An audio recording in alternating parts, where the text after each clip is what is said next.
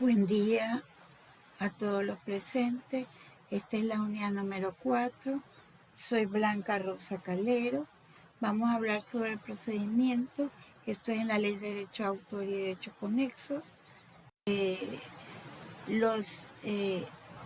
contenido temático corresponde a las obras literarias, artísticas, musicales y audiovisuales. Esto está contemplado en la norma, ¿ya? Y está vinculado a la protección de estas obras, ¿ya? Dentro del derecho de autor y derechos conexos, porque estas obras literarias, artísticas, musicales y audiovisuales son creaciones del intelecto humano y tienen una autoría, ¿ya? Los objetivos a tomar en cuenta y a valorar, ¿ya? Son la importancia de la propiedad intelectual como un derecho inherente a los derechos de autor, de los autores y los diseñadores, que ustedes conozcan cuál es el marco jurídico de protección de estos derechos y que además de ello ustedes apliquen lo que es las normas APA, porque de esa manera están protegiendo y reconociendo la autoría ya a los autores, valga la redundancia, sobre una obra, y es importante que haya un equilibrio entre los autores o titulares de obra protegida y el derecho a la cultura como tal de forma general, que está vinculado a la biblioteca, los archivos públicos en este caso. ¿Ya? Tenemos también que en la norma APA se necesita hacer una cita textual, ¿ya? Incluyendo una página, un rango. Esto es para reconocer cuando uno hace una cita textual de una obra escrita por un autor, se debe identificar, hay un procedimiento para identificar y de esa manera se reconoce, ¿ya? A través de ese mismo formato y la cita textual se está reconociendo quién es el autor, cómo se llama la obra, en qué página está, cómo es el libro, ¿ya? La edición, ¿ya? Cómo está identificado el autor cuando hablamos de los apellidos del autor, el nombre, el año de la publicación, el número de capítulo, ¿ya? Cuando hablamos de cita textual, en paréntesis basadas en páginas de un libro, en este caso, estamos hablando, aquí tenemos ejemplo en esta presentación, cómo se deben de hacer. Cuando hablamos de cita textual narrativa basada en un rango de páginas de un libro, aquí está un ejemplo, mientras que Pérez 2009, pp.55-57 reportó resultados similares en 1995, y fue solo. Esta es una forma basada en un rango de páginas de un libro, igual. Aquí también cita textual en paréntesis del capítulo del libro. La idea inicial para el estudio piloto nació durante un retiro de laboratorio, entre paréntesis Pérez, 2009, capítulo 3, ¿ya?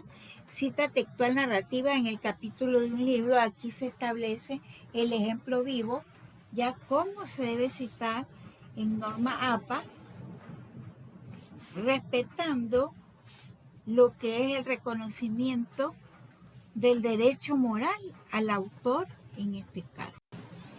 Asimismo, también cuando hablamos de obras, ¿ya? La ley establece que la obra es el objeto de protección del derecho de autor. Esta obra, según lo que establece la ley, puede ser literaria, artística o científica desde el momento de su creación, pero se debe expresar en cualquier medio o soporte, ¿ya? Y este debe ser original, soporte material. La idea no se protege como tal. La idea pueden cambiarse, modificarse, ¿ya? Pero sí, esa obra que está plasmada en un soporte material, llámese cuadro, llámese libro, llámese historieta, ya, llámese revista, ¿ya? Ahí, ese sí, y que sea original sobre todo, por supuesto, ¿verdad? Ese sí merece el reconocimiento y la protección como quién es el autor y quién escribió la obra. Ahí hay derechos morales, como hablamos anteriormente, y derechos patrimoniales que se deben de reconocer a ese autor. La percepción de una obra puede ser directa, visual, por ejemplo, o requerir de algún dispositivo o procedimiento técnico para plasmar esa obra, ¿ya?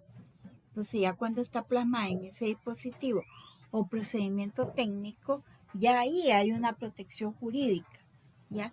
El convenio de Berna, que es un convenio internacional base en derecho de autor, en el artículo 2 establece que los términos obra literaria y artística comprenden lo que son las producciones en el campo literario, científico o artístico, cualquiera que sea el modo y la forma de expresión. Es ahí donde hablamos del soporte material de esa obra, que puede ser en un libro, en un folleto, un escrito, manuscrito, ¿ya? Las conferencias, locuciones, sermones y otras obras de la misma naturaleza, pueden ser dramáticos o dramáticos musicales, las obras coreográficas, las pantomimas, ¿ya? Las composiciones musicales con o sin letra, las obras cinematográficas, estas son obras audiovisuales, ¿ya? A las cuales se asimilan, ¿ya? Como obras expresadas por procedimientos análogos o cinematografía, ¿ya?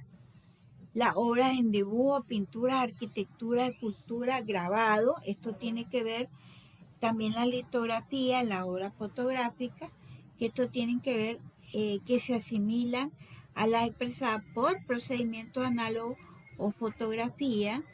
Ustedes saben que la fotografía se puede plasmar de diferente manera, ¿ya? La representación, las obras de artes plásticas aplicadas, como las ilustraciones, los mapas, los planos, los croquis, las obras plásticas relativas a la geografía, la topografía, a la arquitectura y la ciencia, entre otros. Ya, estas son obras literarias y artísticas. ¿Ya? Aquí también la ley, ya dijimos que protege al autor como tal, pero también protege la creación de ese autor, ¿ya? Cuando va plasmada en un soporte, en una forma de expresión, ¿ya? Esto tiene que ser, aquí como referíamos, no tiene que ver, no incluye la idea porque pueden ser modificativas, se pueden modificar, cambiar, y es importante distinguir entre obra protegida y su soporte material. ¿Por qué? Porque ese soporte material es el objeto incorporal, es la creación del intelecto y es donde se plasma esa obra, donde se incorpora esa creación del intelecto, ¿ya? Que además de eso es un derecho de propiedad ordinaria dentro de la propiedad intelectual. O sea, usted puede, el autor puede heredar a sus familiares, ¿ya? Una obra protegida, ¿ya? A través de un testamento, una cesión de derecho, ¿ya? Puede perfectamente heredar esa obra protegida, ¿ya? Y es un derecho inmaterial, ¿ya? Y ese soporte material es un bien, es un objeto incorporal, ¿ya? Por ejemplo, aquí hablamos de la propiedad sobre un cuadro. El cuadro es una obra pictórica, ¿ya? Los derechos de autor recaen sobre la creación inmaterial, o sea, la obra como tal, la pintura, ¿ya? Que realizó el autor. Esos son derechos morales, ¿ya? Además de ello, ese autor puede vender ese cuadro a un tercero, pero él sigue siendo el titular de ese derecho de la propiedad intelectual, ¿ya? Y recae sobre la obra en la medida que no lo haya transmitido. ¿Por qué decimos esto? Porque si él lo cedió a su heredero, él cede derechos patrimoniales, no derechos morales, ¿ya? Ese tercero, ¿qué es lo que obtiene sobre esa obra pictórica, ese cuadro? Derechos patrimoniales, no derechos morales. Los derechos morales se preservan siempre, esto es toda la vida del autor, no son irrenunciables e inalienables, ¿ya? Aquí tenemos también que esto también va vinculado con ustedes como los que estudian diseño gráfico y el derecho de autor, porque por ejemplo las esculturas, pinturas, los grabados, fotograbados, litografías que también realizan los diseñadores, ya las historietas ahí realizan gráficos, cómicos en una obra plástica en general, inclusive en una obra de arquitectura, los proyectos, los ensayos, los bosquejos, ¿ya?